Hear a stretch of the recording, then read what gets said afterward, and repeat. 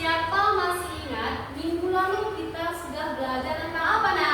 Norma. Apa itu norma? Peraturan ataupun ketentuan. Oke, nah di sini Umi menayangkan sebuah video pendek. Nanti Anak Umi simak, pahami apa yang kalian tonton. Paham, Nak?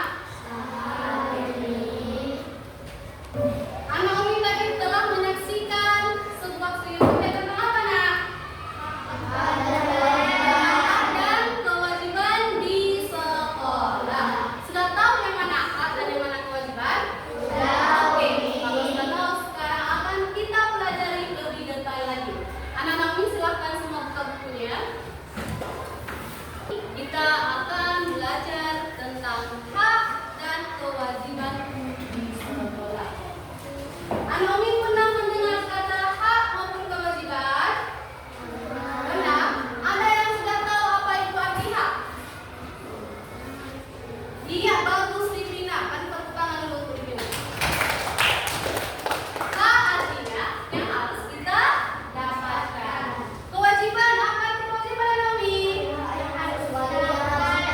yang harus kita kerjakan. Oke, tepuk tangan untuk Winara. Tadi kita bahas apa itu sebenarnya hak dan kewajiban. Oke, pengertian hak. Hak adalah sesuatu yang pantas kita terima sebagai manusia. Iya. Nah, terangkan di sini ada kewajiban. Kewajiban adalah sesuatu yang harus kita lakukan dengan tanggung jawab. Pernahkah Anak Umi melaksanakan hak di sekolah? Yang kita lakukan ini hak atau kewajiban, Anak Umi? Ada kewajiban, ada hak. Nah, sebenarnya apa sih nih tujuan kita mempelajari hak dan kewajiban ini? Yuk kita bahas. Ini adalah tujuan kita mempelajari hak dan kewajiban di sekolah. Nah, di sini ada 2 poin tujuan hak yang akan kita bahas. Yang pertama yaitu agar siswa mengetahui apa yang menjadi hak dan kewajiban mereka. Iya, supaya orang tahu yang mana yang harus kita dapatkan dan yang mana harus kita kerjakan. Oke, yang kedua yaitu agar siswa dapat menerapkan sikap disiplin dan tanggung jawab dalam kehidupan sehari-hari di sekolah. Iya, kewajiban ini ataupun hak ini dituntut supaya apa, Nak? Supaya kita bisa disiplin dan tanggung jawab dalam kehidupan sehari-hari di sekolah. Oke, sudah paham tentang tujuan dari hak dan kewajiban? Sudah paham, Anak Umi? Oke, kalau sudah paham kita lanjut lagi.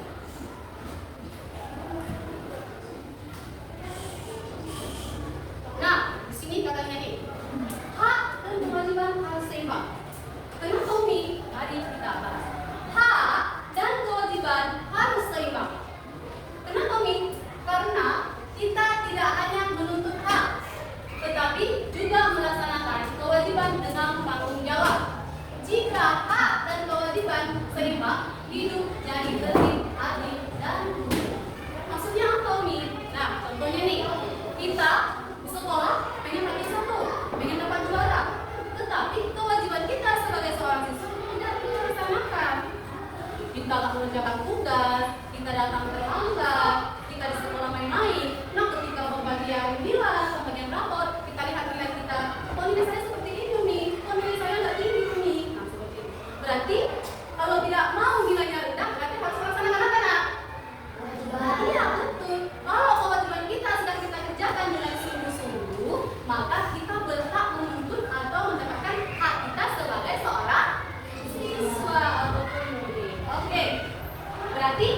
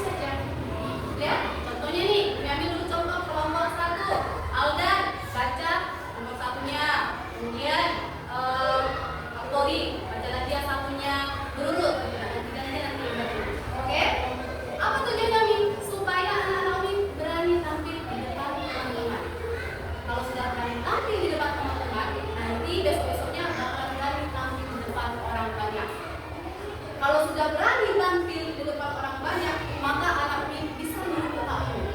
Hak apa ini? Hak untuk dilihat. Contoh dengan kebaikan. Hak. Oke, mulai dari kelompok 1 ya, Nak. Nah, di sini dikasih kertas dulu dan juga printernya nanti dihias semenarik mungkin. Setelah selesai, kita tampilkan ke depan.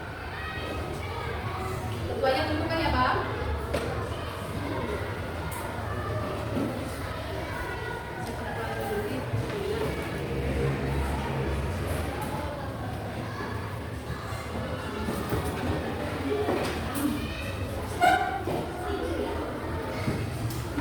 Oke, selamat bekerja anak-anak ini. Selamat berdiskusi. Selamat bertukar pendapat. Anak ini harus kerjakan dulu kewajiban, nanti baru boleh mendapatkan hak, yaitu nilai dari itu. Ya, silakan bekerja semuanya.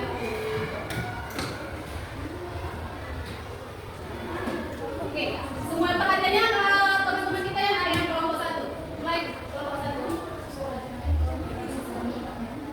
Waalaikumsalam warahmatullahi wabarakatuh.